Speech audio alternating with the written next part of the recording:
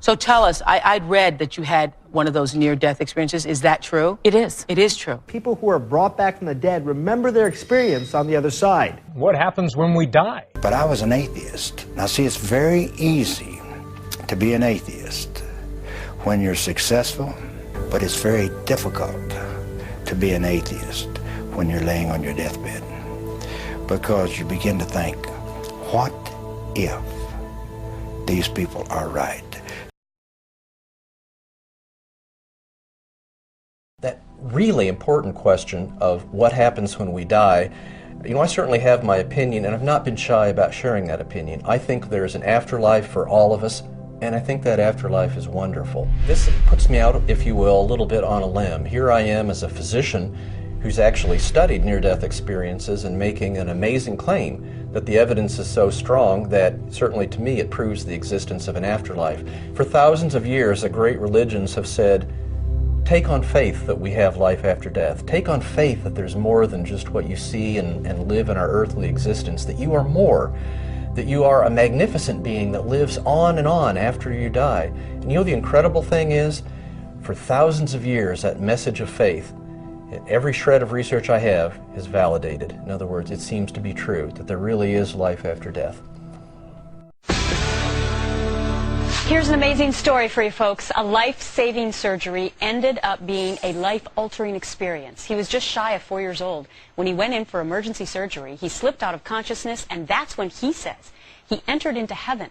He met people he never knew, like his grandfather.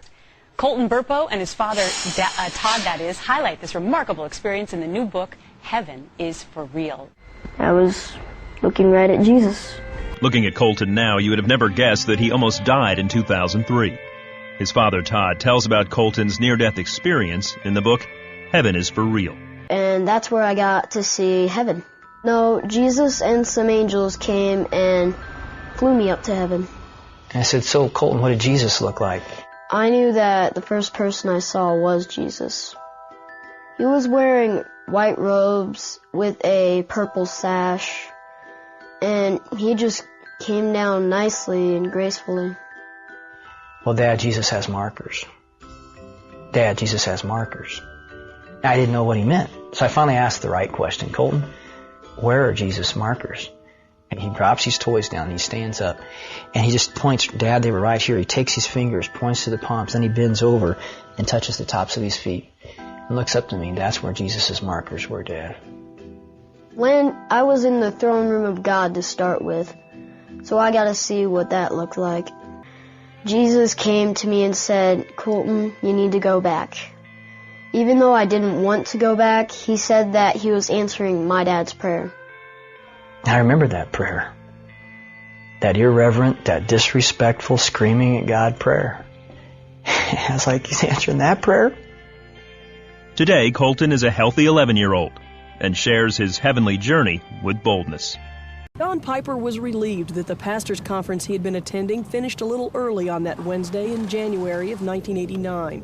As associate pastor and just appointed minister of education at a Houston area church, he was a busy man. I was thinking about that night and also that I was going to be preaching the next Sunday morning in 3 services. Within minutes of leaving the retreat center, Don drove onto a bridge spanning a lake. Before I exited the other end, a tractor-trailer truck owned by the Texas Department of Corrections crossed the center stripe and hit my car head on. I was instantly transported to Heaven's Gate. I did not see a single person that I did not know.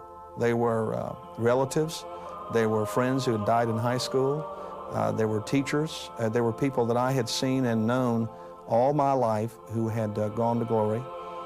They were smiling, they were embracing me, they were welcoming me, they were in the process of taking me through the gate of heaven. Looking over the heads of his friends, Don saw a looming pearl gate. The gate of heaven was a magnificent edifice, the one that I saw. It looked no less than a giant gate that looked like it had been sculpted from mother of pearl. In all honesty, as awesome as the sight was, the sound was even more amazing. I heard literally thousands of praise songs. They were all praise songs. And I couldn't really see anything. I was so preoccupied with the people around me. Couldn't really see anything, but you could sense this hum of wings just kind of hovering all about you, as if you were being ministered to by angels, and that they were observing this whole episode.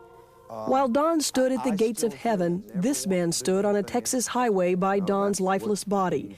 Pastor Dick Honorecker of Klein, Texas, had also attended the pastors' conference and came upon the accident moments after it happened. EMS personnel told Dick that Don was dead. Very candidly, it was as though I was compelled to stop and to pray for him. The Lord just impressed on me very emphatically, very urgently, that I was to pray for him. And I walked over by the door. Great physical damage on the outside. And I laid my hands on him and began to pray for him. As suddenly as his journey began, it ended. Don found himself back in his crushed vehicle, staring up at a tarp thrown over him by medical attendants. First conscious memory was, what a friend we have in Jesus. I was singing, and I'm thinking to myself, why am I singing this song? Yeah, I'm in the dark. I knew it was about noontime when the accident happened. I'm in the dark, I'm singing, and I'm holding a hand. And I'm thinking to myself, what on earth has happened?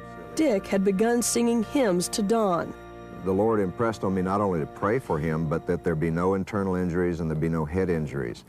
And then I began to sing, and all of a sudden I heard him singing with me. The prayers and love of family and friends pulled Don through 4 intensive months of therapy, numerous operations, and infections which on 2 occasions almost claimed his life. I like to say that I was brought back by popular demand.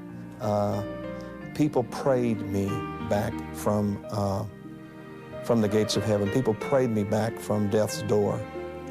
I am here because people asked God for me to be here.